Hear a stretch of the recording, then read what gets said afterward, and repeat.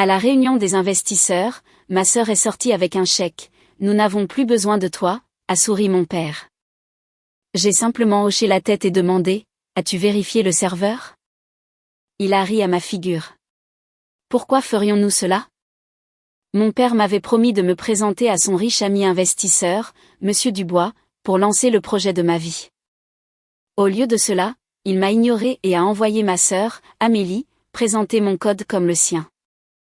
Elle a obtenu un chèque de 400 000 €. J'ai reçu un SMS. Ils avaient oublié que je contrôlais l'interrupteur d'urgence.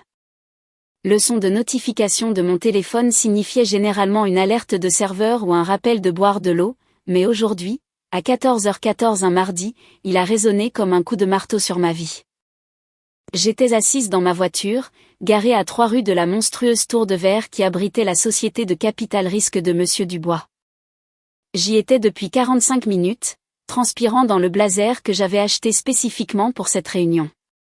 Mon sac d'ordinateur portable était posé sur le siège passager, attaché comme un enfant. Dans ce sac se trouvait OptiStock, une IA propriétaire de gestion des stocks que j'avais passé les 3 dernières années à construire dans les coins sombres et silencieux de mon appartement, tandis que mes amis se mariaient, achetaient des maisons et partaient en vacances. J'ai vérifié l'heure à nouveau. 14h15. La réunion était censée commencer à 14h. Mon père, Antoine, était censé me rencontrer dans le hall à 13h45.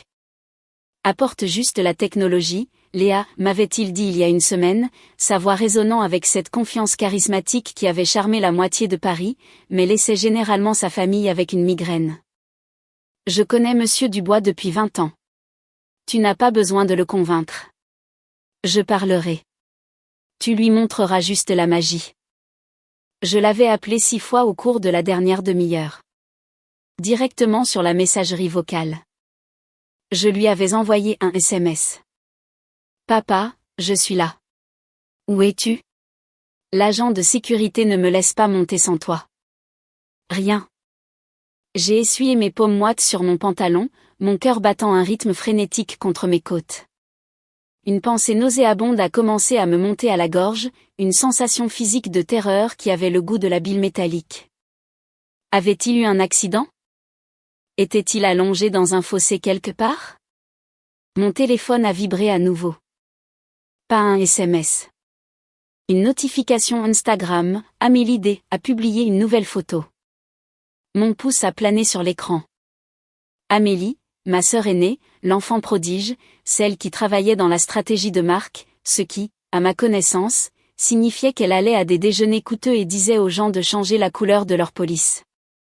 Nous ne nous étions pas parlé depuis 2 semaines, principalement parce que j'avais été plongée dans le code pour finaliser la démo d'aujourd'hui. J'ai tapé sur la notification. L'image s'est chargée, haute résolution et d'une luminosité aveuglante. Elle avait été prise dans une salle de conférence, un bureau d'angle avec vue sur l'horizon, le bureau de Monsieur Dubois. J'ai reconnu les œuvres d'art au mur d'après le site web. Au centre de la photo se tenait Monsieur Dubois, l'investisseur, l'air impressionné, tenant une coupe de champagne. À côté de lui, rayonnante d'un sourire qui montrait toutes ses dents parfaitement facettées, se trouvait Amélie. Elle portait un tailleur qui ressemblait étrangement à celui que je lui avais dit que je voulais acheter. Et dans sa main, elle tenait une feuille de conditions signée.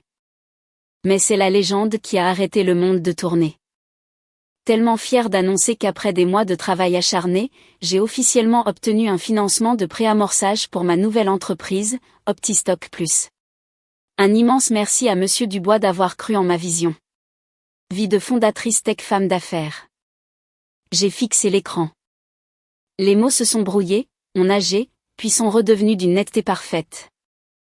Mon entreprise, mon nom, mon code. Je ne pouvais plus respirer. C'était comme si l'air de la voiture avait été aspiré dans un vide. J'ai regardé l'heure de la publication, il y a 3 minutes. Pendant que j'étais assise sur le parking, hyperventilant et m'inquiétant que mon père soit mort, ma sœur était à l'étage dans la pièce où j'étais censée être, vendant le produit que j'avais construit à l'homme que j'étais censée rencontrer. Puis le SMS est arrivé. Il est apparu au-dessus de la photo Instagram. Une bannière grise de malheur. Papa, Léa, rentre à la maison. Ne monte pas. Nous avons pris une décision de dernière minute. Amélie semblait plus prête pour cette rencontre que toi. Nous discuterons de ta part plus tard. C'est une victoire pour la famille. J'ai laissé tomber le téléphone. Il a claqué contre la console centrale. Écran vers le haut, les mots brillants dans la faible lumière du parking souterrain. Plus prête. Je n'ai pas crié. Je n'ai pas pleuré. J'ai senti une froideur m'envahir, commençant à mes doigts et gelant mon sang alors qu'elle se dirigeait vers mon cœur. C'était l'engourdissement du choc, l'anesthésie avant la chirurgie. Il ne m'avait pas seulement posé un lapin. Il avait volé ma vie. Il avait pris les 3 années d'insomnie, les crises d'angoisse, l'isolement, et il l'avait donné à Amélie comme un cadeau de fête parce qu'elle semblait plus prête. J'ai regardé le tableau de bord. Mes mains tremblaient si fort que je ne pouvais pas saisir le volant. Une victoire pour la famille, ai-je murmuré à la voiture vide. Ma voix sonnait étrange, comme si elle appartenait à un fantôme. J'ai regardé à nouveau le téléphone. Papa était en train de taper. Papa, ne fais pas de scène, Léa. Fais-moi confiance sur ce coup. La trahison n'était pas seulement qu'il l'ait fait. C'était qu'il pensait si peu de moi. Il supposait que j'accepterais simplement. Il pensait que j'étais juste la mécanicienne, la petite main dans les coulisses qui serait reconnaissante pour les restes qu'il me jetterait.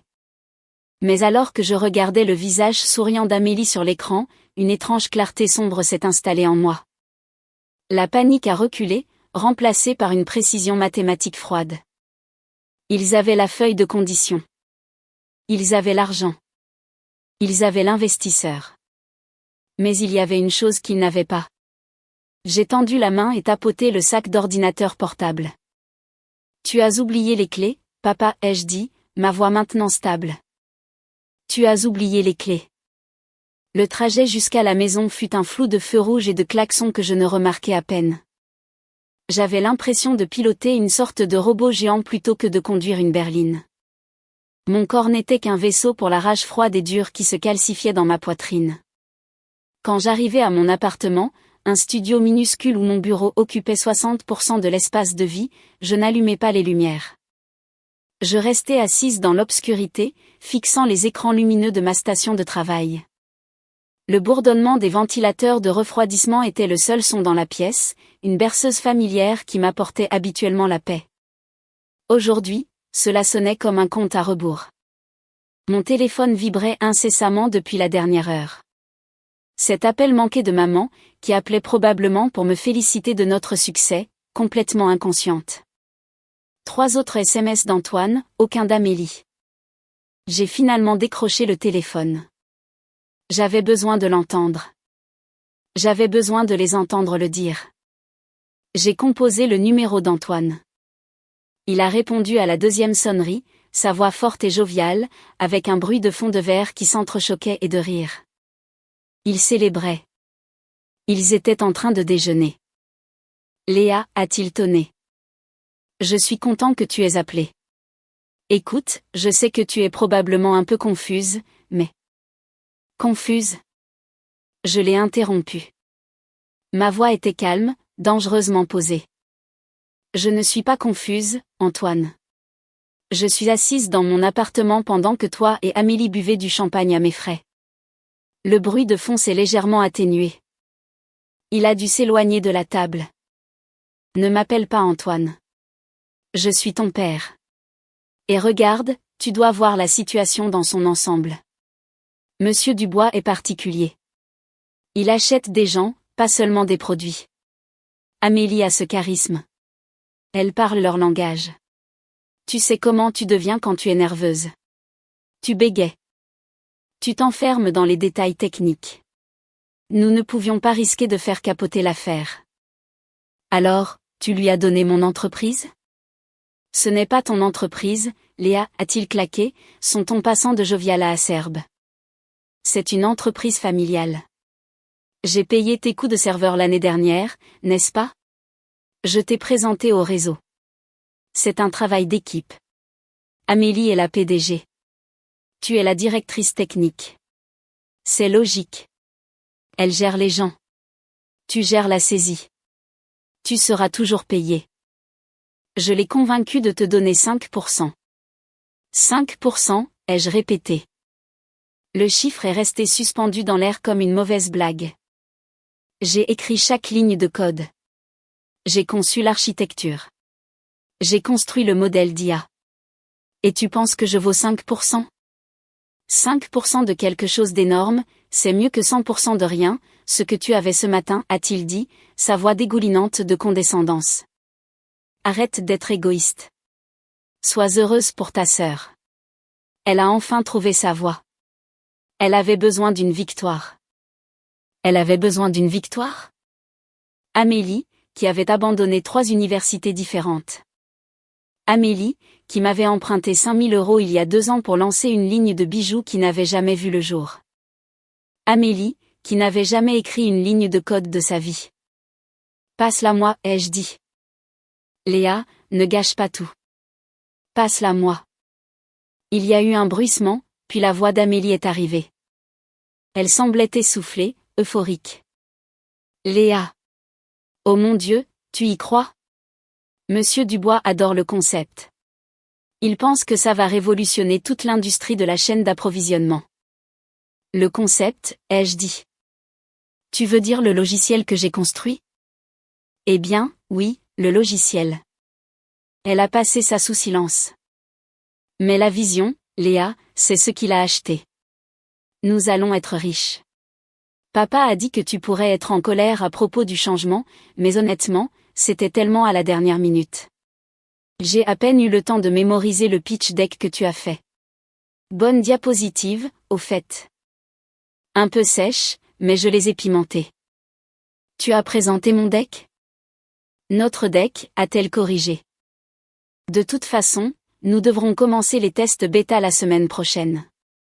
Monsieur Dubois veut voir l'intégration des données en direct à la soirée de lancement vendredi. Donc, j'ai besoin que tu m'envoies les identifiants de connexion pour le panneau d'administration et les fichiers sources. L'équipe de due diligence de Monsieur Dubois veut examiner la propriété intellectuelle. Nous devons donc simplement transférer les droits d'auteur à la nouvelle SARL que papa a créée. J'ai fermé les yeux. Il pensait vraiment que c'était aussi simple que ça. Il pensait que la technologie n'était qu'un fichier que l'on envoyait par email comme un document Word. Il ne comprenait pas qu'OptiStock Plus n'était pas seulement un programme. C'était un écosystème vivant qui nécessitait une maintenance constante. Et plus important encore, il était crypté avec un protocole d'authentification qui ne vérifiait que ma signature biométrique. Tu as besoin des identifiants de connexion, ai-je dit doucement. Oui, envoie-les-moi par SMS. Et Léa, peut-être nettoyer un peu l'interface avant vendredi. Monsieur Dubois a dit que l'interface utilisateur avait l'air un peu utilitaire. Fais-la pétiller. J'ai regardé mes moniteurs. J'ai regardé les 3 ans de tâches de café sur mon bureau. J'ai regardé la photo de nous 3 d'il y a 10 ans, avant que je ne réalise que dans cette famille, j'étais le carburant et ils étaient le feu. Bien sûr, Amélie, ai-je dit.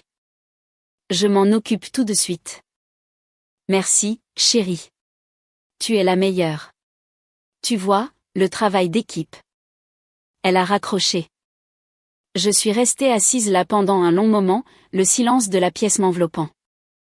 Ils pensaient avoir gagné. Ils pensaient avoir extrait l'or et laissé la mine. Mais ils avaient oublié une chose cruciale.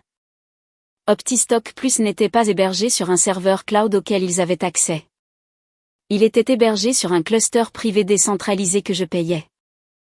Et le produit qu'ils avaient présenté, c'était une version démo, une coquille sans la clé de cryptage, qui résidait uniquement sur la clé USB cryptée actuellement suspendue à mon porte-clés.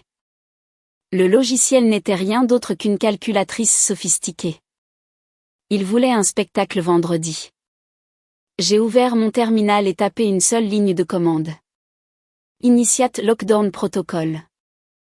Je vais vous donner un spectacle, ai-je murmuré. Pour comprendre pourquoi cette trahison était ressentie comme une amputation physique, il faut comprendre la dynamique de la maison d'Antoine. Notre mère est décédée quand j'avais 12 ans et Amélie 14 ans. Antoine, notre père, ne l'a pas tant pleuré qu'il a réorganisé ses actifs. C'était un entrepreneur en série, ce qui est une façon élégante de dire qu'il était accro au lancement d'entreprises qui échouaient en 18 mois.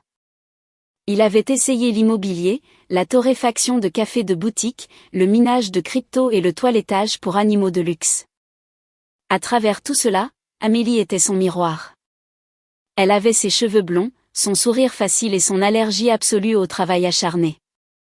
Elle était la pom-pom girl, la reine du bal, celle qui pouvait charmer un professeur pour changer une note. Antoine l'adorait parce qu'elle était la version de lui-même qui faisait bonne figure sur une carte de Noël. J'étais l'anomalie. Cheveux foncés, calme, obsédée par le fonctionnement des choses. Pendant qu'Amélie était à des fêtes, je démontais le grille-pain pour voir l'élément chauffant. Quand j'ai appris le Python à 16 ans, Antoine m'a demandé si je pouvais l'utiliser pour pirater ses concurrents. Quand j'ai dit non, il a perdu tout intérêt. Je suis devenue la joueuse polyvalente de leur vie. Quand le site web du café d'Antoine s'est écroulé, Léa l'a réparé.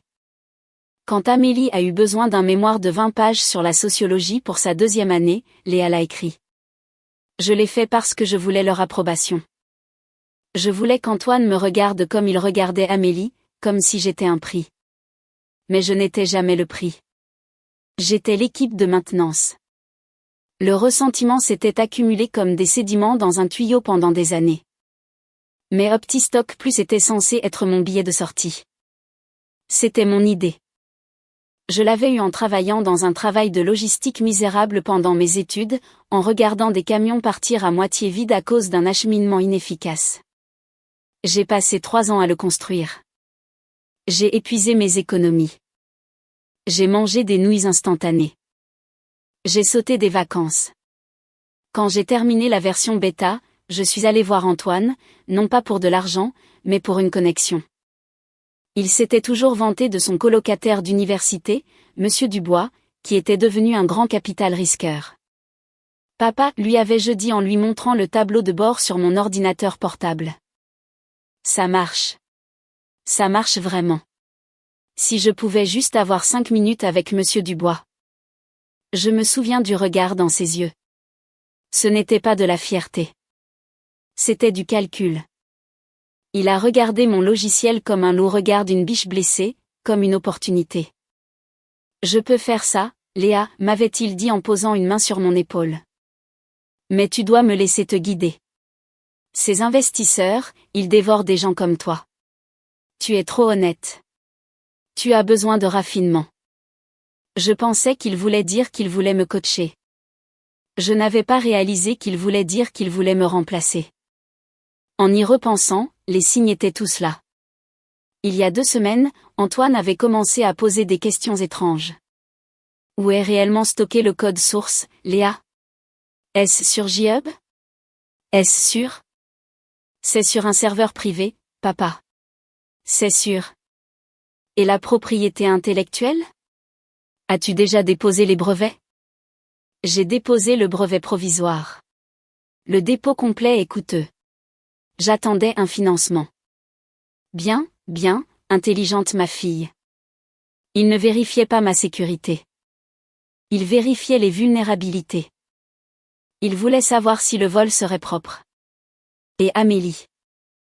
Elle s'était montrée étonnamment intéressée par mes trucs d'ordinateur ennuyeux ces derniers temps, demandant à voir le diaporama, me demandant d'expliquer la proposition de valeur unique encore et encore jusqu'à ce qu'elle puisse la réciter. Je veux juste comprendre ce que fait ma petite sœur, avait-elle gazouillé en buvant mon vin sur mon canapé. Elle étudiait. Elle répétait. Ils avaient planifié cela. Ce n'était pas une décision de dernière minute, comme Antoine l'avait prétendu dans son SMS. C'était un coup d'état prémédité. Le plus dangereux chez Antoine n'était pas sa malice. C'était son délire. Il croyait sincèrement qu'il aidait. Dans son esprit tordu, donner l'entreprise à Amélie était la décision commerciale intelligente. Et me donner 5% était généreux. Il me voyait comme une ressource à gérer, pas un être humain à respecter. Et Amélie, elle était pire. Elle croyait qu'elle le méritait. Elle croyait que sa capacité à vendre l'idée était tout aussi précieuse, voire plus précieuse, que la capacité à la créer. Elle regardait mes 3 ans de sang, de sueur et de code. Et elle y voyait un tremplin pour sa marque personnelle. J'ai regardé l'horloge. Il était 18 heures. La soirée de lancement était dans 3 jours. Il s'attendait à ce que je m'écrase. Il s'attendait à ce que j'envoie les identifiants, que je corrige l'interface utilisateur et que je m'efface en arrière-plan comme je l'avais toujours fait. J'ai tendu la main vers mon tiroir de bureau et j'ai sorti un nouveau disque dur. Je n'allais pas m'effacer. J'allais brûler de 1000 feux, aveuglante et violente. J'ai pris mon téléphone et tapé une réponse à Amélie. Moi, félicitations, ma sœur. Vous avez raison. Tu es la PDG. J'enverrai les identifiants ce soir. Je suis juste heureuse de faire partie de l'équipe. J'ai appuyé sur envoyer. Laissez-les croire qu'ils ont gagné. Laissez-les construire la scène. Laissez-les inviter le public. Parce que quand ils appuieraient sur l'interrupteur vendredi, ils n'allaient pas avoir un lancement de produit. Ils allaient avoir une leçon sur la propriété. Le lendemain matin, je me suis réveillée avec une clarté qui ne vient d'habitude qu'après la fin d'une fièvre. Le poids écrasant de la trahison était toujours là, posé sur ma poitrine comme une dalle de granit. Mais il n'était plus paralysant. Il était devenu un carburant. J'avais envoyé les identifiants à Amélie tard hier soir. Bien sûr, je ne lui avais pas renvoyé les véritables clés d'administrateur. Je lui avais envoyé un accès invité que j'avais codé en dur pour qu'il ressemble au tableau de bord de l'administrateur. Il avait tous les boutons déployés, état du système, gestion des utilisateurs, mais aucun d'entre eux n'était connecté au back-end. C'était une pilule de puissance numérique. Elle ressemblait à la vraie chose, mais elle ne faisait absolument rien. À 9 heures du matin, mon téléphone a vibré. C'était Amélie. Amélie, j'ai les identifiants. Merci, Léa. Je m'amuse avec ça maintenant. C'est super. Peux-tu changer la couleur de l'entête pour un bleu plus doux? Antoine pense que le bleu marine actuel est trop agressif. J'ai fixé l'écran.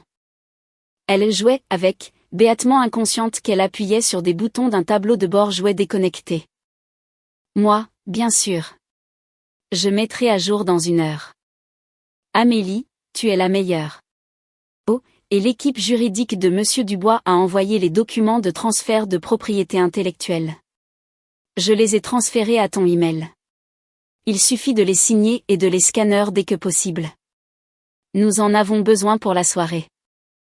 J'ai ouvert mon email. C'était là. Un document intitulé « Accord de cession et de transfert de propriété intellectuelle ». J'ai ouvert le PDF. Il était draconien.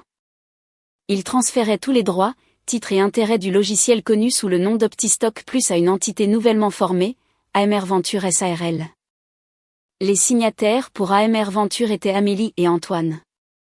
Mon nom n'était inscrit que sur la ligne de signature pour le cédant. En échange de l'œuvre de ma vie, le document m'offrait un billet à ordre de 5 000 € et des considérations d'équité future à déterminer par le conseil d'administration. Le conseil d'administration étant bien sûr Amélie et Antoine. Il ne me donnait même pas les 5% qu'Antoine avait mentionnés au téléphone. Il m'effaçait complètement. J'avais besoin d'aide.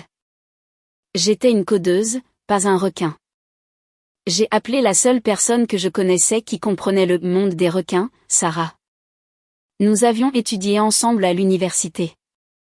Pendant que je me retirais de la vie sociale pour coder, elle était allée à la faculté de droit et était maintenant une jeune associée dans un cabinet spécialisé dans le contentieux de la propriété intellectuelle.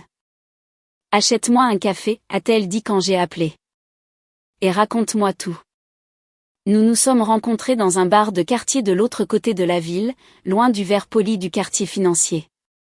J'ai tout déballé, la réunion, la publication Instagram, le serveur verrouillé, le faux contrat. Sarah a écouté, ses yeux se rétrécissant derrière ses lunettes. Elle n'a pas interrompu avant que j'aie fini d'expliquer les identifiants que j'avais envoyés à Amélie. Alors, a-t-elle dit en se penchant en arrière. Laissez-moi bien comprendre.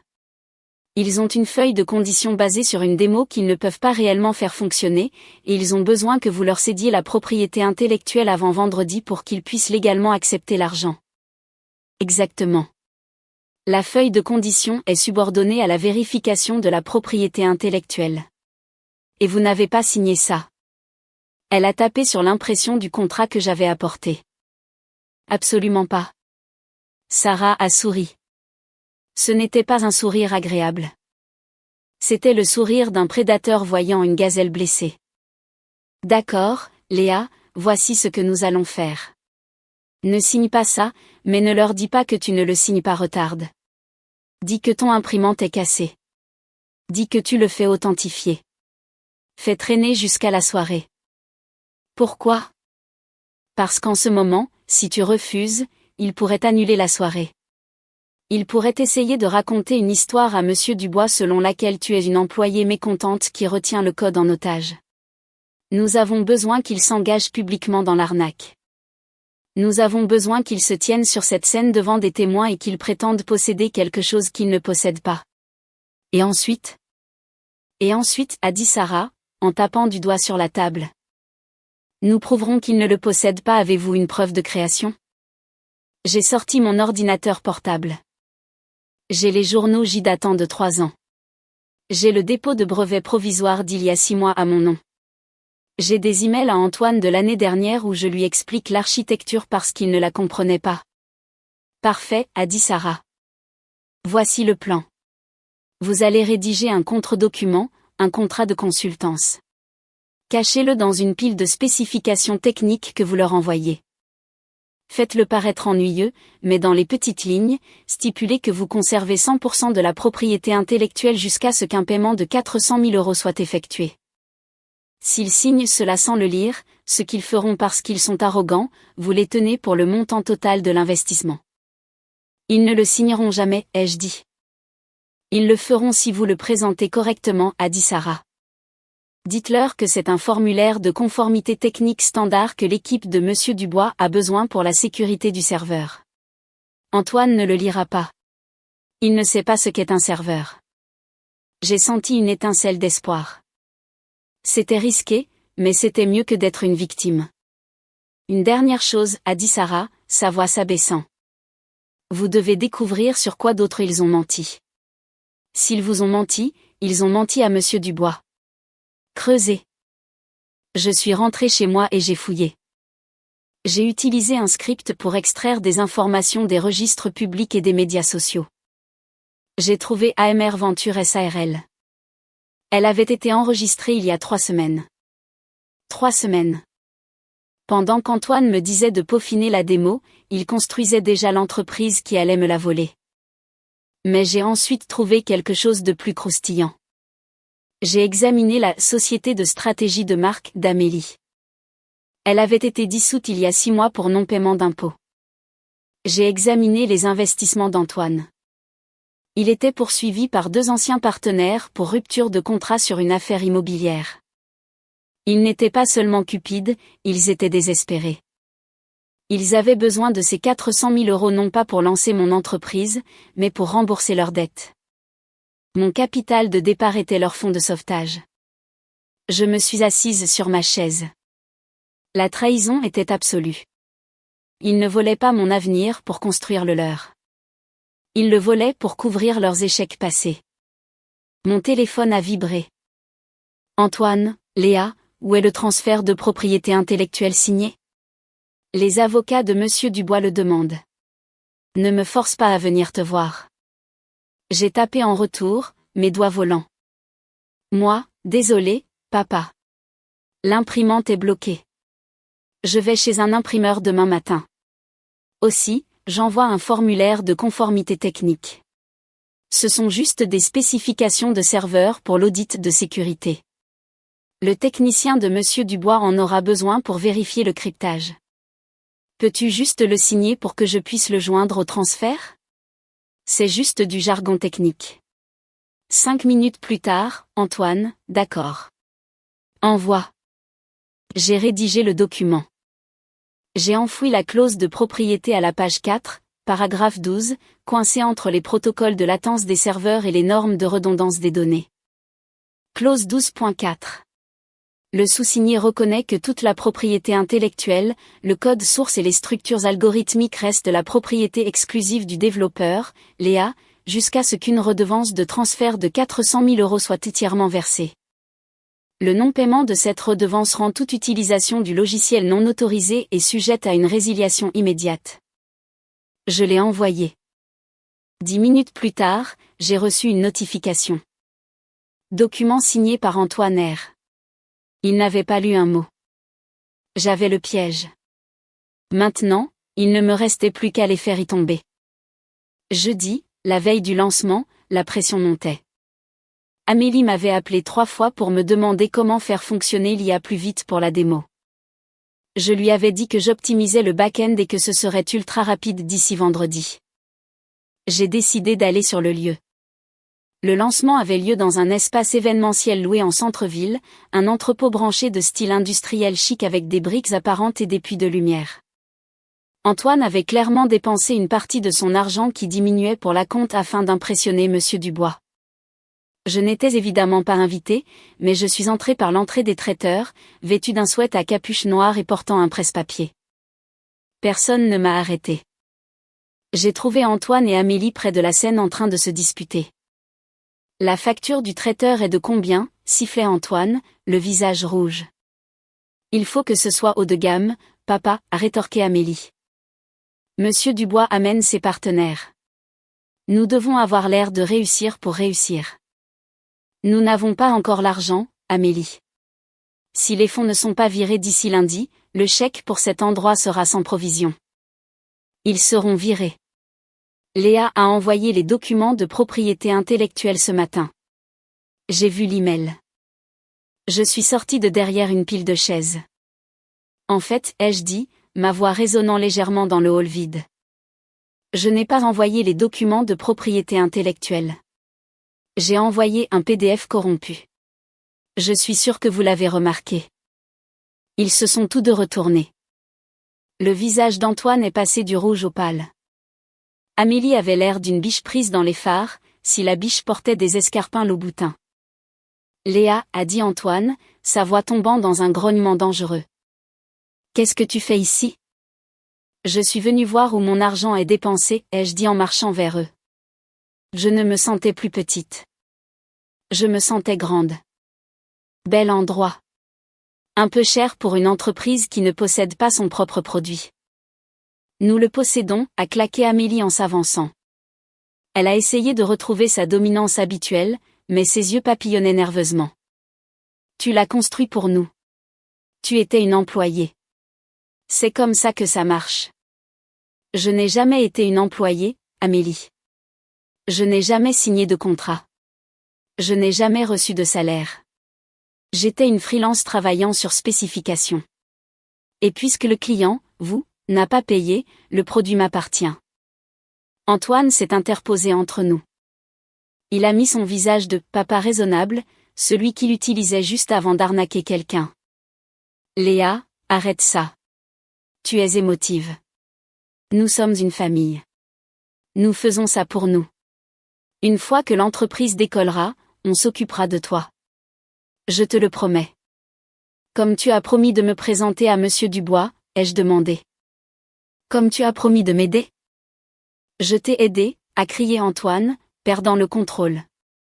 Je t'ai donné l'idée. Je t'ai dit que la logistique était l'avenir.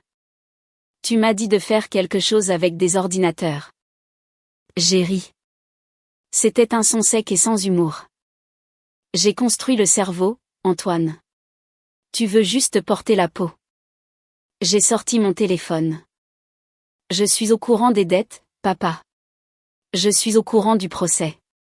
Je sais que la société de stratégie de marque d'Amélie a fait faillite. Vous avez besoin de l'argent de Monsieur Dubois pour éponger vos erreurs. Il ne s'agit pas de mon succès. Il s'agit de votre survie.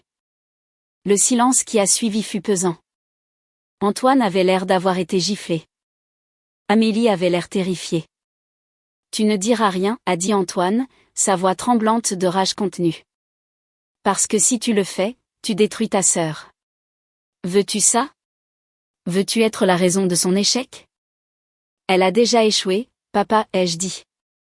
Elle présente un produit qu'elle ne comprend pas à un investisseur à qui elle ment. L'échec est déjà intégré. La seule question est de savoir si je coule avec le navire. Si tu gâches ça, a sifflé Amélie, son visage se tordant en quelque chose d'horrible. Je ne te pardonnerai jamais. Je dirai à tout le monde que tu es folle. Je leur dirai que tu m'as volé le code. Vas-y, ai-je dit. Dis-leur. Voyons qui peut expliquer l'algorithme devant un tableau blanc. Toi ou moi? J'ai fait demi-tour pour partir. Léa, a crié Antoine. Si tu ne signes pas ces papiers d'ici demain matin, tu es exclu de cette famille. Je le pense. Pas d'héritage, pas de contact. Tu es morte pour nous. Je me suis arrêtée à la porte. Je les ai regardés. Deux escrocs désespérés dans un entrepôt chic, debout sur une scène construite sur des mensonges. Je ne signe pas, papa, ai-je dit. Et je ne suis pas morte. Je me déconnecte juste. Je suis sortie. Mon cœur battait la chamade. Mais pour la première fois de ma vie, ce n'était pas de peur. C'était d'adrénaline. Ils avaient peur. Ils savaient que j'avais le pouvoir. Mais ils ne pensaient toujours pas que je le ferais vraiment. Ils misaient sur ma culpabilité. Ils misaient sur la famille. Ils avaient tort. Vendredi matin, jour de la soirée de lancement. Les SMS ont commencé à 6 heures du matin. Antoine, Léa, s'il te plaît, sois raisonnable. Nous pouvons renégocier 10%. Signe juste le transfert. Amélie, je suis désolée d'avoir crié. Je suis juste tellement stressée. S'il te plaît, Léa. J'ai besoin de ça. Ne me fais pas ça. Antoine, si tu n'envoies pas les documents signés avant midi, j'appelle la police. Je leur dirai que tu as piraté nos serveurs. Menaces, supplications, d'autres menaces. Le cycle d'abus sous forme de texte. Je les ai tous ignorés. J'étais occupée. J'avais pris un jour de congé de mon travail de jour, que j'avais toujours parce qu'Optistock Plus ne m'avait pas rapporté un sou. Je me suis assise dans mon appartement avec Sarah, qui était venue avec des bagels et un classeur terrifiamment organisé. D'accord, a dit Sarah en sirotant son café. Nous avons le formulaire de conformité technique signé où Antoine admet que vous possédez la propriété intellectuelle jusqu'à paiement. Nous avons la preuve de votre brevet provisoire. Nous avons les journaux de chat où Amélie vous demande les identifiants de connexion, prouvant qu'elle n'a pas accès. Est-ce suffisant, ai-je demandé. C'est suffisant pour les enterrer au tribunal, a dit Sarah. Mais nous n'allons pas encore au tribunal. Nous allons à la soirée. Nous y allons? Oui. Monsieur Dubois est un homme intègre, n'est-ce pas? C'est sa marque. Oui. Capital éthique. Alors il mérite de savoir qu'il est fraudé. Mais nous ne pouvons pas simplement lui envoyer un email. Antoine intercepte ses emails. Nous devons le faire en personne lors du lancement. J'ai senti un nœud se former dans mon estomac. Tu veux que je fasse une scène? Non, a dit Sarah. Je veux que tu sauves l'investisseur. Tu n'es pas la fille en colère. Tu es la lanceuse d'alerte. Le plan était simple. La soirée commençait à 19h. La démo en direct était prévue pour 20h. À 19h30, Amélie socialiserait. Antoine serait au centre de l'attention. J'ai vérifié les journaux du serveur sur mon ordinateur portable. Amélie s'était connectée 17 fois au cours de la dernière heure en utilisant les fausses identifiants. Elle cliquait frénétiquement, réalisant probablement que rien n'était réellement connecté. SMS d'Amélie, Léa, le tableau de bord ne se met pas à jour. Il dit juste « mode simulation ». Comment je le désactive? Aide-moi. SMS d'Amélie, Léa, réponds au téléphone. SMS d'Antoine, petite ingrate. Tu es en train de tout ruiner. J'ai regardé les SMS défiler comme un défilement de leur panique. Ils réalisent que le pistolet est vide, ai-je dit à Sarah. Bien, a-t-elle dit. Maintenant, allons leur montrer qui tient les balles. Nous nous sommes habillés pour la guerre. J'ai porté un costume bleu marine impeccable, celui que j'aurais dû porter à la réunion de présentation. Sarah portait son armure de tribunal. Nous sommes arrivés à l'entrepôt à 19h45. L'endroit était bondé. Des journalistes tech, des influenceurs locaux, des clients potentiels. Il y avait un bar ouvert, un DJ et un écran géant derrière la scène affichant le logo OptiStock Plus. Mon logo. Nous nous sommes glissés à l'intérieur. L'agent de sécurité était un gamin qui regardait son téléphone. Il n'a même pas vérifié la liste des invités. J'ai scanné la pièce. J'ai vu Antoine près du bar, l'air moite et maniaque, riant trop fort à quelque chose qu'un homme en costume gris disait. J'ai vu Amélie près de la scène, tapant frénétiquement sur un iPad. Elle avait l'air d'être sur le point de vomir. Et là, au centre de la pièce, se trouvait Monsieur Dubois. Il avait l'air calme, posé, rayonnant de richesse. Il parlait à un petit cercle de personnes, tenant un verre d'eau. Le voilà, ai-je murmuré à Sarah.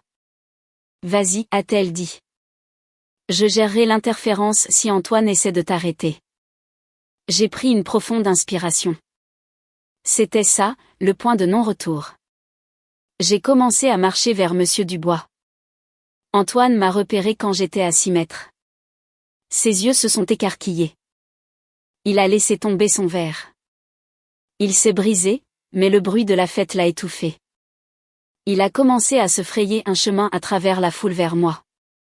Léa, a-t-il aboyé, mais la musique a couvert sa voix. J'ai continué à avancer. J'étais à 3 mètres de Monsieur Dubois. Antoine a fait un bond, saisissant mon bras. Sors d'ici tout de suite. Lâche-la, Antoine, a dit Sarah, s'interposant et lui enfonçant un dossier de papier dans la poitrine. Ou je te fais arrêter pour agression et fraude ici même. Antoine a hésité, regardant Sarah, puis le dossier, puis moi. Qui est-ce? Mon avocate, ai-je dit. J'ai libéré mon bras et je suis entré dans le cercle de Monsieur Dubois. Monsieur Dubois, ai-je dit. Il s'est retourné. Il avait des yeux doux, mais vifs. Il m'a regardé, puis l'agitation derrière moi. Oui, je m'appelle Léa, ai-je dit, ma voix claire et stable. Je suis la fille d'Antoine, et c'est moi qui ai réellement construit OptiStock Plus. Les sourcils de Monsieur Dubois se sont levés. Je pensais qu'Amélie était la fondatrice. Amélie est une stratège marketing, ai-je dit. Elle ne connaît pas le Python d'un bretzel. Et dans 10 minutes, elle va essayer de faire une démo sur un système dont elle n'a pas les clés. Antoine a essayé d'intervenir. Monsieur Dubois, ignorez-la. Elle est instable. Elle est juste jalouse de sa sœur. Monsieur Dubois a levé une main, faisant taire Antoine. Il m'a regardé. Il a regardé la ressemblance entre moi et Antoine. Continuez, a dit Monsieur Dubois. Le système qu'elle est sur le point de présenter est une interface factice, ai-je dit. Ce n'est pas réel. Le vrai logiciel est sur un serveur privé que je suis la seule à contrôler. Si vous leur donnez ce chèque, vous achetez un diaporama et un procès, pas une entreprise. Monsieur Dubois a regardé Antoine. Est-ce vrai? Non, elle ment, a bégayé Antoine. Nous le possédons. Nous avons les papiers. Vraiment? A demandé Monsieur Dubois doucement. À ce moment, les lumières se sont tamisées. Le DJ a coupé la musique. Un projecteur a éclairé la scène. Mesdames et messieurs, a tonné la voix d'Amélie sur les haut-parleurs. Elle se tenait au podium, forçant un sourire qui ressemblait à une grimace de terreur. Bienvenue dans l'avenir de la logistique. Bienvenue chez OptiStock Plus. Applaudissements. Maintenant, a dit Amélie, sa voix tremblant légèrement. Laissez-nous vous montrer ce que ce petit bijou peut faire. Elle s'est tournée vers l'écran géant. Le tableau de bord est apparu. Je vais lancer une synchronisation d'inventaire en direct avec un entrepôt à Marseille, a-t-elle annoncé. Elle a tapé sur le bouton de synchronisation de son iPad. Sur l'écran, une barre de chargement est apparue. Elle a tourné et tourné et tourné. Puis, Des lettres rouges géantes ont clignoté sur l'écran, hautes de 15 mètres. Accès refusé. Utilisateur non autorisé. Verrouillage du système initié. La foule a halté. Amélie a tapé frénétiquement sur l'écran. Juste des difficultés techniques, une seconde. Puis une nouvelle zone de texte est apparue sur le grand écran.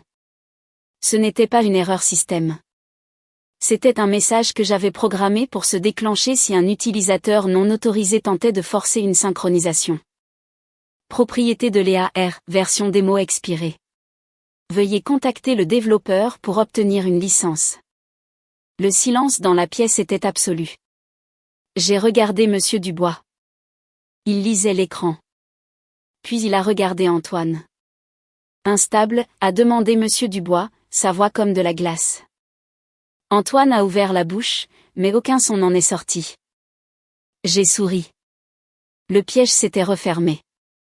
Le silence dans l'entrepôt s'est étiré pendant ce qui a semblé une éternité, lourd et suffocant. Tous les regards étaient rivés sur l'écran où les mots « propriété de Léa R » brillaient d'un blanc pur et impitoyable sur fond rouge. Amélie était figée sur scène. Le clic tombait de sa main, cliquetant bruyamment sur le parquet. Elle semblait petite, dépouillée de son personnage soigné, juste une femme terrifiée face à un mensonge devenu trop grand pour être contenu. Antoine, debout à côté de moi, sembla rapetisser. Il n'était plus le patriarche tonitruant. C'était un homme voyant son château de cartes prendre feu. Monsieur Dubois, balbutia Antoine, sa voix brisée. Je peux expliquer. C'est un problème technique. Léa est. Elle nous pirate en ce moment. Monsieur Dubois ne l'a même pas regardé. Il regardait l'écran, puis moi. Il a pris une lente gorgée de son verre d'eau, son expression indéchiffrable. Puis il a posé le verre sur une table haute avec un cliquetis délibéré. Antoine, dit Monsieur Dubois, sa voix pas forte, mais portant sans effort dans la pièce silencieuse. Je te connais depuis 20 ans. Je sais quand tu vends, et je sais quand tu te noies. Il s'est tourné vers moi. Vous êtes Léa. Oui, ai-je dit. Et ceci, il a désigné l'écran. C'est votre œuvre. C'est mon logiciel, ai-je dit calmement. Il se protège. Monsieur Dubois hocha lentement la tête. Il passa devant Antoine, l'ignorant complètement, et monta sur la scène basse. La foule s'écarta pour lui. Il prit le microphone du support, écartant doucement Amélie. Elle ne résista pas. Elle fixa simplement le sol, des larmes coulant enfin sur son maquillage parfait. Mesdames et messieurs, dit Monsieur Dubois, s'adressant à la salle. Il semble que nous ayons un léger changement de programme ce soir. La présentation que vous venez de voir n'était pas autorisée. Un murmure parcourut la foule. Les téléphones étaient sortis. Les gens enregistraient. Cependant, continua Monsieur Dubois, se tournant pour me regarder dans la foule. Il semble que la véritable fondatrice soit dans le bâtiment. Léa, voudriez-vous me rejoindre ici? Mon cœur battait la chamade contre mes côtes. Sarah m'a poussé en avant. Vas-y, murmura-t-elle. Finis-le. Je montai les marches. Le projecteur m'aveugla et me réchauffa. Je me tins à côté de Monsieur Dubois. Avez-vous la clé? Demanda Monsieur Dubois doucement, sans micro. J'acquiesçai. Je sortis la clé USB cryptée de ma poche. Montrez-leur, dit-il. Je me dirigeai vers l'ordinateur portable connecté au projecteur. Je débranchai l'iPad d'Amélie et branchai ma clé. Je saisis ma clé biométrique. L'écran vacilla. L'avertissement rouge disparut. À sa place, le véritable tableau de bord OptiStock Plus apparut. Élégant, en mode sombre, vibrant de flux de données en direct. Ce n'était pas la simulation statique qu'Amélie avait. C'était vivant. C'est OptiStock Plus, ai-je dit dans le microphone. Ma voix trembla une seconde, puis se stabilisa. Je connaissais ce code. C'était ma maison. C'est un modèle d'apprentissage heuristique pour l'optimisation de la chaîne d'approvisionnement. Ce que vous voyez en ce moment est un flux en direct des données de trafic du port de Marseille, que j'utilise comme référence. J'ai lancé une requête. Le système a instantanément optimisé un itinéraire théorique, économisant 14% sur les coûts de carburant. Les chiffres se sont affichés en temps réel sur l'écran. La full tech dans la pièce a murmuré son appréciation. C'était réel. C'était magique. J'ai baissé les yeux sur Antoine. Il était pâle, transpirant abondamment. Il a essayé de s'avancer pour dire quelque chose, mais deux des agents de sécurité de Monsieur Dubois se sont discrètement placés devant lui. Ce logiciel, ai-je continué, regardant directement mon père, a été construit pendant 3 ans de nuit blanche. Il n'a pas été construit par une société de stratégie de marque. Il n'a pas été construit par un capital risqueur. Il a été construit par une ingénieure. Et il n'est pas à vendre à des voleurs. J'ai débranché la clé. L'écran est devenu noir. Merci, ai-je dit. Je suis descendu de scène. Monsieur Dubois m'a suivi. Il s'est arrêté devant Antoine. L'affaire est morte, Antoine, dit Monsieur Dubois. Et notre amitié aussi. Ne me contacte plus.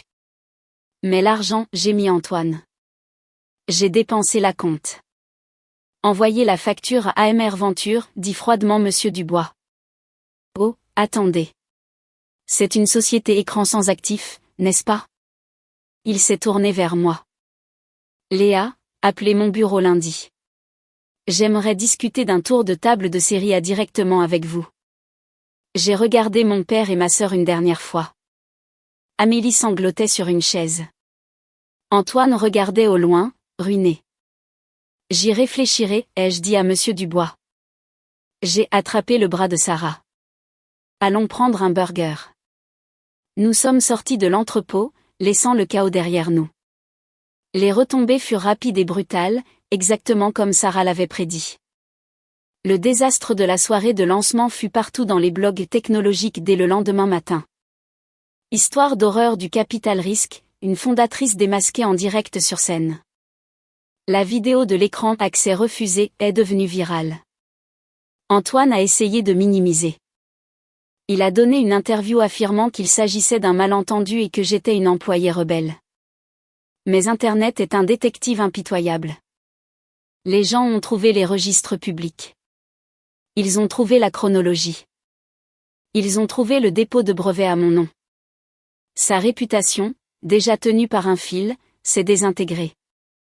Ses autres créanciers, sentant l'odeur du sang, ont déferlé. Il a perdu son appartement. Il a perdu sa voiture. Il a déménagé dans une petite location en périphérie de la ville. Amélie s'en est sortie plus mal, d'une certaine manière. Son statut social, sa valeur, ne valait plus rien. Elle a été traitée de fraudeuse. Elle a supprimé son Instagram. Elle a déménagé dans une autre région pour vivre avec une tante, travaillant dans une boutique de détail sous son deuxième prénom. Je ne les ai pas poursuivis en justice. Je n'en avais pas besoin. L'humiliation était la punition. 3 semaines plus tard, j'étais assise dans le vrai bureau de Monsieur Dubois, pas dans le hall. Mais dans la salle de réunion. Les vérifications sont bonnes, dit Monsieur Dubois en fermant un dossier. La technologie est brillante, Léa. Vraiment. Merci, ai-je dit. L'offre est de 2 millions d'euros pour 20% du capital. Vous restez PDG. Vous conservez les droits de vote majoritaires. Et nous ajoutons une clause stipulant qu'aucun membre de la famille ne peut être employé par l'entreprise sans l'approbation unanime du conseil d'administration. J'ai souri. Vous avez lu dans mes pensées.